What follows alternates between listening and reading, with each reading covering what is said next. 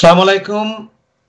আপনাদের সকলকে আমি আমন্ত্রণ জানাচ্ছি আজকের ক্রিমিনাল লয়ের উপর এই আইন বিষয়ক অনুষ্ঠান ক্রিমিনাল জাস্টিস প্রোগ্রাম দেখবার জন্য। আমি আজম এন্ড কো সলিসিটরস এর প্রিন্সিপাল সলিসিটর শাফিউল আজম। আমাদের প্রোগ্রামের মধ্যে একটু পরিবর্তন এসেছে। আমি এখন আপনার লাইভ প্রোগ্রাম করব এক সানডে, আপনারা দেখবেন এনটিভিতে।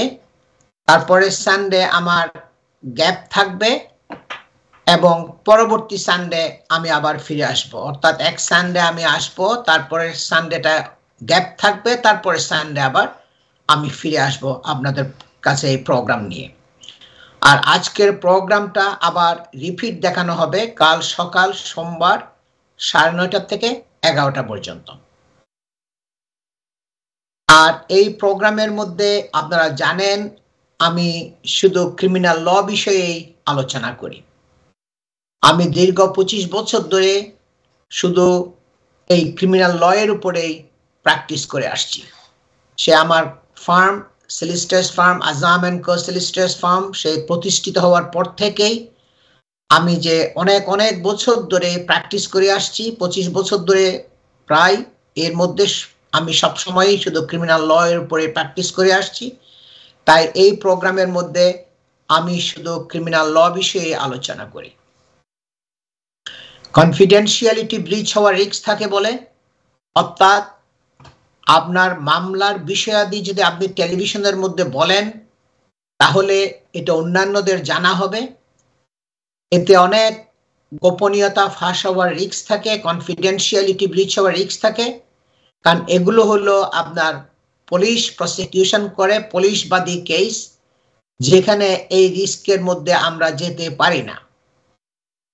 যার জন্য আমি এই প্রোগ্রামের মধ্যে কোনো প্রশ্নাদি আমি নিই না।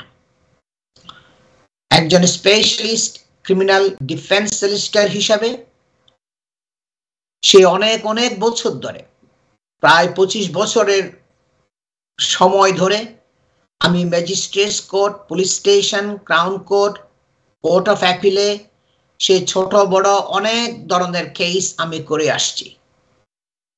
আমার সে অনেক বড় কেসগুলো এদেশের বিভিন্ন বিবিসি, আইটিভি এবং বিভিন্ন ন্যাশনাল নিউজ পেপারের মধ্যে এবং বিভিন্ন মিডিয়ার মধ্যে আপনার পাবলিশ হয়েছে। যার জন্য প্রতিনিয়ত আমার কাছে বিভিন্ন প্রশ্নাদি কমিউনিটি মেম্বারদের কাছ থেকে আসে।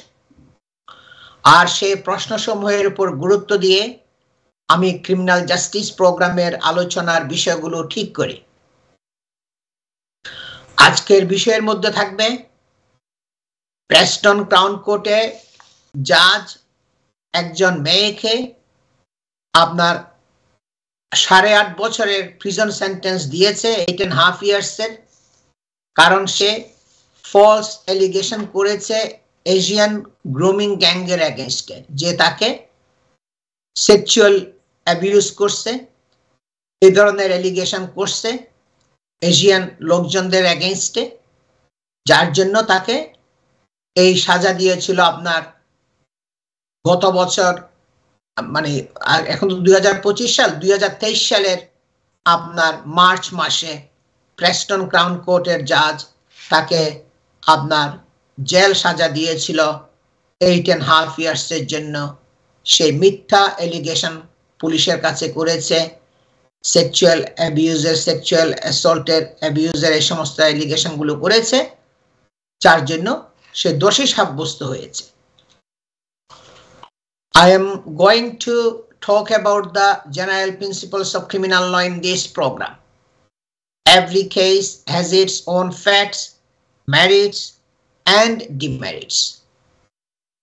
If you are facing a criminal investigation or concerned about something that involves the police, always seek advice from a specialist criminal defense solicitor.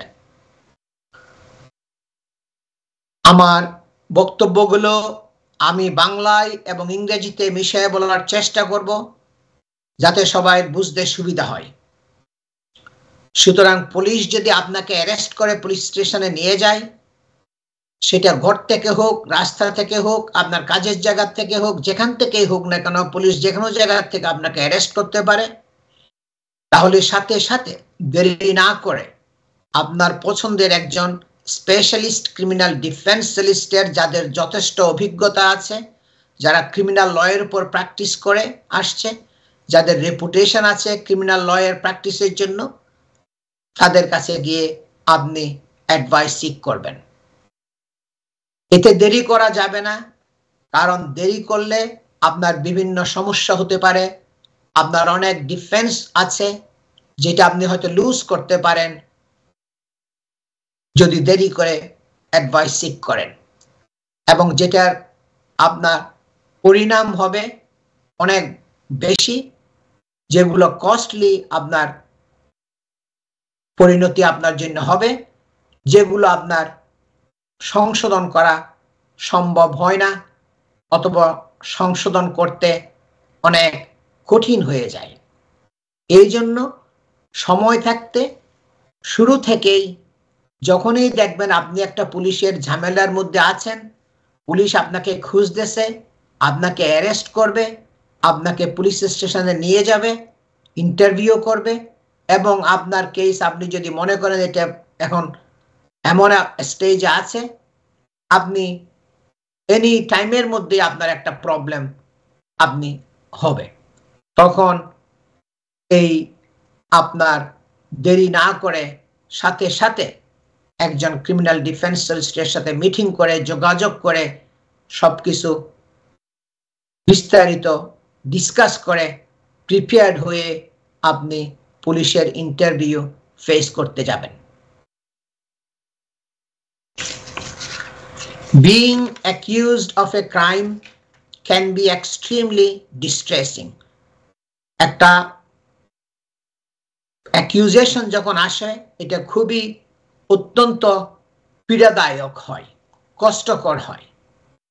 Not only can such allegations severely impact your reputation and livelihood, your liberty may also be at stake. শুধু আপনার সুনাম, আপনার জীবিকা, জীবন, এটার উপরে শুধু আঘাত আনবে না, আপনার স্বাধীনতার উপরেও একটা আঘাত আসবে, আপনাকে হয়তো জেলে যেতে হতে পারে।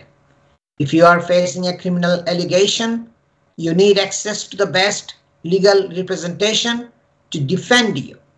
আপনি যদি কোনো ক্রিমিনাল অ্যালিগেশন ফেস করেন, তাহলে আপনার দরকার হবে বেস্ট ক্রিমিনাল ডিফেন্স সলিসিটর আপনাকে রিপ্রেজেন্ট করার জন্য।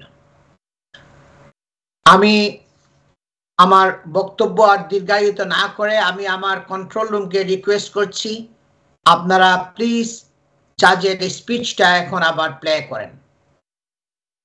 And because of hundreds of pages of evidence that have been served specifically for the sentencing hearing, I've also heard evidence during the course of the sentence hearing. This is not a case where it's necessary for me to obtain a pre-sentence report. This will inevitably be a lengthy prison sentence, and I have a great deal of information about this defendant's situation from her evidence in the case and the many psychiatric reports. By way of very broad summary, this defendant made serious allegations of a sexual nature against a large number of men between the October of 2017 and March 2020. In relation to each of the counts, there were a number of ways in which the jury could have convicted the defendant. Each count was divided into paragraphs A and B. Paragraph A in each count represented the making of false allegations. Paragraph B in each count represented the fabrication of evidence to support those allegations. In all counts, apart from counts 6 and 9, paragraph A was further particularised.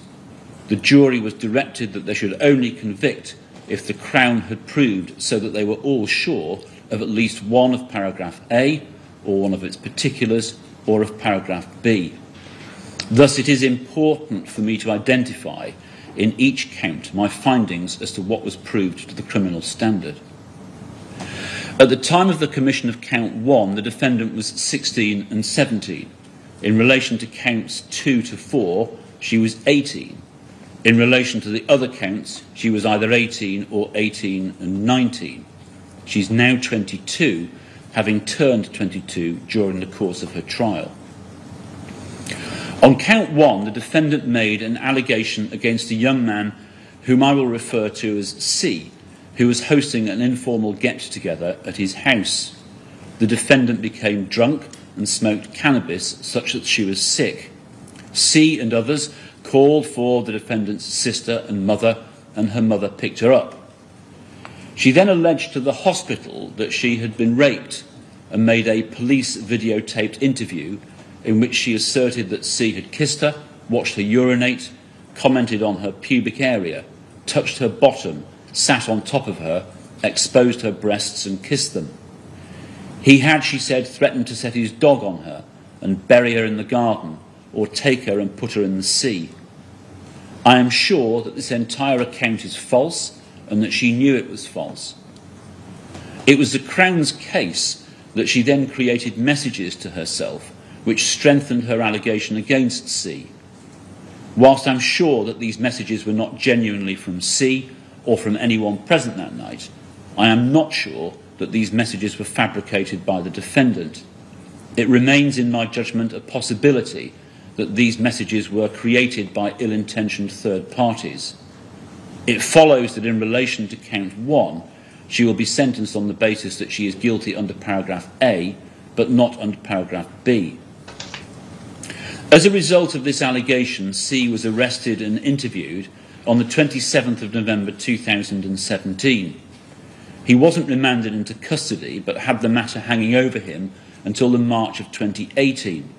The defendant had withdrawn her support for the prosecution in the January of 2018. In relation to counts 2, 3 and 4, the defendant made 3 separate allegations of rape against one Jordan Trengove, who is content to be named in these remarks. She went on a night out on the 8th of March 2019 into the 9th of March 2019 with Mr. Trengove and others. She drank or took drugs such that she became intoxicated and had to be taken home. Over the next few days, she began to hear others talking on social media about what had happened on that night out. I'm perfectly satisfied that there was no basis for her believing that she had been sexually assaulted that night. However, she chose to assert that she'd been taken to an address by Mr. Trengove, raped and then taken back into Barrow-in-Furness. In order to support that allegation, she created a number of false messages of which she took screenshots purporting to be from Mr. Trengove, in which he made supposed admissions in the most derogatory terms. She sent those messages to herself and then took screenshots of them so that they could be handed to the police. She made the first of a number of errors in that one of the accounts she used to send these messages was created from her family home using the IP address of the Wi-Fi network there. After creating these messages, she then, on the 6th of May 2019, called the police from her flat, alleging that she'd been attacked that day. At first, she feigned reluctance to give an account, but eventually made a false allegation about the 8th and the 9th of March 2019 and the 6th of May 2019. In relation to the 6th of May, she alleged that Mr. Trengove had come to her flat. She had let him in and he wouldn't leave. She said she tried to push him out and they started to fight. He had a lock knife with which he threatened her. She said that he stripped her naked in the living room and pulled her into the bathroom by her hair. She alleged that he then beat her with a shower head. She said that he raped her and didn't use a condom. At one point, when they were on the floor, he threatened to kill her and said he would enjoy raping her. She said she had bruises to her legs. She was indeed injured, but this account was a complete fabrication. Mr. Trengove was not even there. She knew it was false. She did indeed have injuries, but she'd caused them to herself to support her allegation. And as we will see, this was to become a feature of her conduct. Mr. Trengove was then arrested and interviewed about both incidents and was at that time bailed. Then on the 18th of May 2019, she again called the police, claiming that Mr. Trengove had again come to her flat and violently raped her. She alleged that she'd come home from a night out. Mr. Trengove arrived at her house and came in through the door, which was not locked as she was expecting a friend. She tried to push him out and they fought. She said that he struck her on her face and her body. As she was on the floor, she alleged that he raped her. He wore a condom. She phoned the police, who appear to have found her unconscious and naked on the floor. Again, she was injured. Again, these were self-inflicted. Again, this was a false allegation which she knew to be false. Again, Mr. Trengove was never even there. This time, Mr. Trengove was arrested, but not bailed. He remained in custody until the 1st of August 2019. He was told that matters would not be pursued on the 20th of August 2019. In relation to counts 2, 3 and 4, which concern Mr. Trengove, I'm satisfied so that I am sure that the messages which she provided to the police, apparently from Mr. Trengove, were created by the defendant in order to support her false allegations. It follows that in respect of these counts, she will be sentenced on the basis of both paragraphs A and B. I will now summarise the evidence on count 5. On the 18th of June 2019, the defendant made allegation to Detective Inspector Nutter that she had been the victim of sex traffickers who had, since she was 12 or 13, sold her for sex at so-called sex parties. Her account mainly centred around a local businessman, Mohammed Ramzan, who is also content to be named in these remarks. She said that he had befriended her when she was 12 and shortly thereafter had sex with her, and then done so regularly. She said that Mr. Ramzan then persuaded her to have sex with another man. This turned into her being taken across the region to have sex with men. She described the abuse in some detail. She and other girls were abused. She claimed that the sexual acts would be filmed and those films sold. She spoke about individual acts of abuse, a girl who'd had a knife inserted into her vagina and was then forced to have sex before it was healed. She spoke of punishment beatings meted out to girls who didn't do as they were told. Now, due to the explicit nature of the upcoming remarks in this case, we've come away for a short while. A reminder that being guilty of perverting the... She supplied a long list of men who were traffickers. They were not. She said she'd been taken to Amsterdam by Mr. Ramzan and forced to work in a brothel. She also said that on that same trip, she'd been sold by Mr. Ramzan for €25,000, but the buyer did not go through with the deal. She said that on another occasion, an attempt had been made to take her to Pakistan. On another, that she had been housed in a caravan for 2 weeks in the United Kingdom. There she had been subdued by being forcibly injected with heroin so that a procession of men could have sex with her for money. She said that there were constant parties at which she and other young females were forced to attend, often given detailed instructions as to what to wear. She was made to take a young girl for an illegal abortion. All of this was complete fabrication. She created an extensive cast of traffickers, many with detailed biographers. Some were invented altogether, others existed but were not traffickers at all. She also made allegations about being taken for sexual exploitation to Ibiza for 2 weeks, where men paid Mr. Ramzan to have sex with her. This allegation was also shown to be false. Indeed, in police interview, when confronted with the possibility of travel records being checked, she admitted that this account was false, only to seek to replace it with another lie subsequently at trial. Detective Inspector Nutter was understandably troubled by what she heard. She spent a good deal of time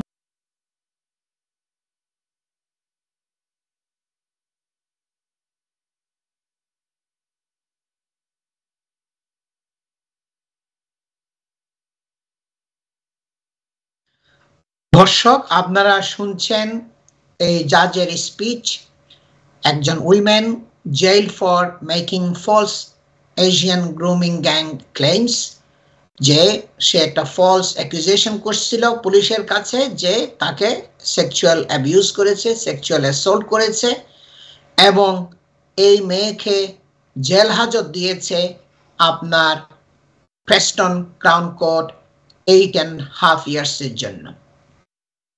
ওই 22-year-old women, আপনার সে একটা young মেয়ে, অনেকগুলো false claim করেছিল যে he has been victim of an Asian grooming gang. Say Asian লোকজনরা তাকে আপনার ভিকটিম করেছিল, তাকে অ্যাবিউজ করেছিল। এগুলো সে পুলিশের কাছে অনেকগুলো কমপ্লেন করেছিল, এবং জাজের কাছে আপনারা শুনছেন জাজ বলে যাচ্ছে একের পর এক কিভাবে সবগুলো মিথ্যা প্রমাণিত হয়েছে, সব ফলস আপনার অ্যাকুজেশনগুলো, অভিযোগগুলো সে পুলিশের কাছে করেছিল।